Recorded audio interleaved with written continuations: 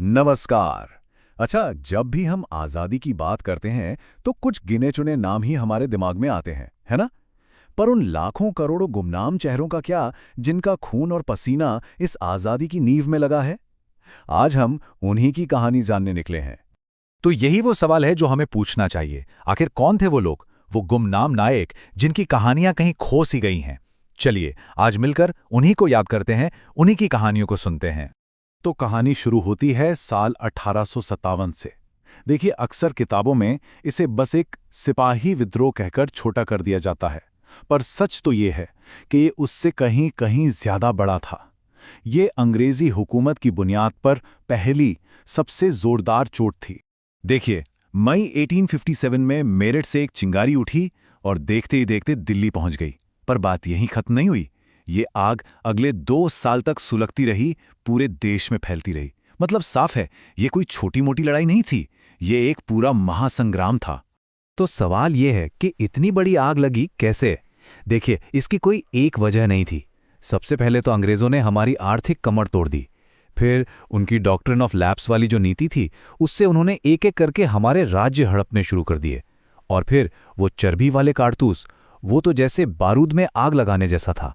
वो सीधा सीधा धर्म और स्वाभिमान पर हमला था। तो ये सब जब एक साथ हुआ तो एक जबरदस्त विस्फोट तो होना ही था।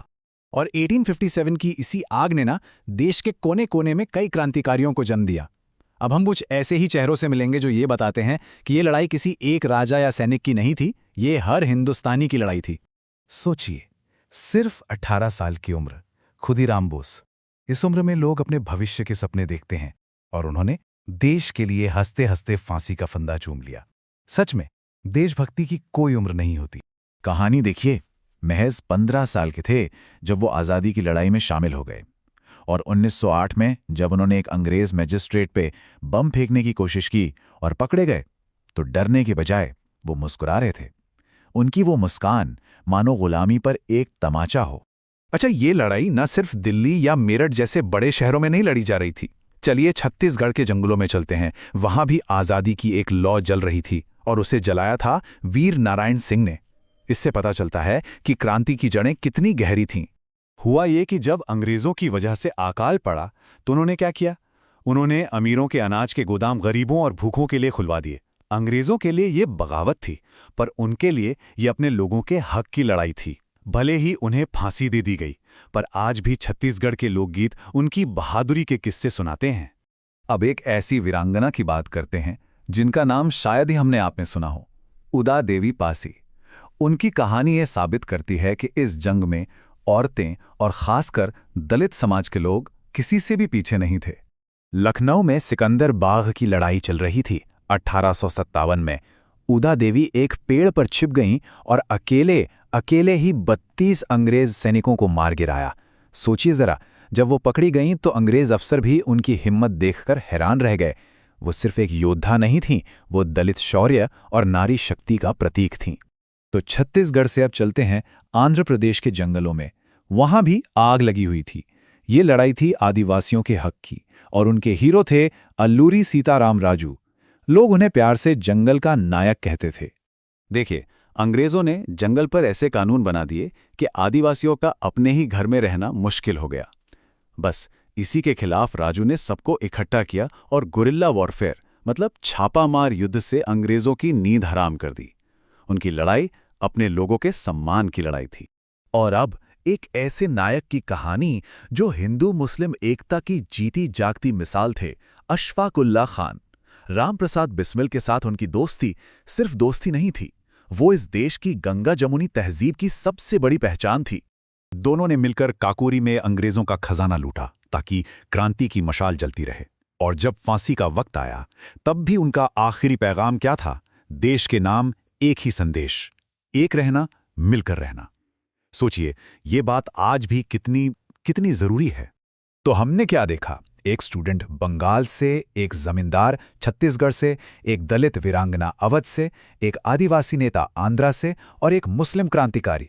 सब अलग अलग जगह से, अलग अलग समाज से, पर मकसद मकसद सिर्फ एक था, आज़ादी। जैसे अलग अलग धागे मिलकर एक खूबसूरत चादर बनाते हैं, बिल्कुल वैसे ही तो ये सब तो थे वो हीरो जो अपने अपने तरीके से लड़ रहे थे, लेकिन अब जरूरत थी एक संगठित फौज की, एक ऐसी आर्मी की जो ब्रिटिश राज को सीधी टक्कर दे सके। और यहीं से कहानी में एंट्री होती है नेताजी सुभाष चंद्र बोस और उनकी आज़ाद हिंद फौज की। तो ये आज़ाद हिंद फौज या INA थी क्या? आसान भाषा में कहें तो ये एक आर्मी थी जिसे दूसरे विश्व युद्ध के दौरान भारत के बाहर बनाया गया था, और इसका सिर्फ और सिर्फ एक ही मकसद था, भारत को आज़ाद कराना। अच्छा, ये बनी कैसे? इसकी कहानी भी बड़ी दिलचस्प है। इसकी नींव रखी कैप्टन मोहन सिंह ने, जिन्होंने जंग में पकड़े गए भारतीय सैनिकों को इकट्ठा किया। फिर रासबिहारी बोस ने इसे एक शक्ल दी, और फिर 1943 में आए नेताजी सुभाष चंद्र बोस, जिन्होंने इसकी कमान संभाली और इसमें एक नई जान फूंक थी। ये नंबर देखिए, 20,000। 1946 में रॉयल इंडियन नेवी के 20,000 भारतीय सैनिकों ने बगावत कर दी थी। और जानते हैं उनकी प्रेरणा कौन थी? INA के सैनिक। बस यही वो पल था जब अंग्रेजों को समझ आ गया कि अब खेल खत्म हो चुका है। जिस फौज के दम पर वो यहां राज कर रहे थे, अब वही उनके खिलाफ खड़ी थी। और INA ने हमें एक ऐसी चीज दी है जो आज भी हम सब के दिलों में और जुबान पर है, जय हिंद। ये नारा INA की ही देन है। ये सिर्फ 2 शब्द नहीं है, ये उस आज़ाद और एकजुट भारत का सपना है जिसके लिए वो सब लड़े। तो हमने कहाँ से शुरू किया था? 1857 के सिपाही से, फिर हम मिले अलग अलग क्रांतिकारियों से, और आखिर में पहुंचे आज़ाद हिंद फौज तक। एक बात तो साफ है, ये लड़ाई किसी एक की नहीं थी। मतलब आज़ादी की कहानी का सबसे बड़ा सच यही है कि ये एक टीम एफर्ट था, एक सामूहिक कोशिश।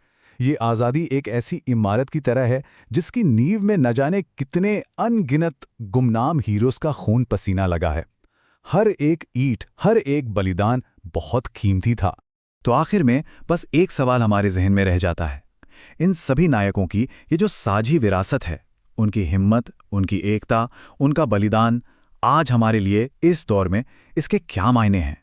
सोचने वाली बात है।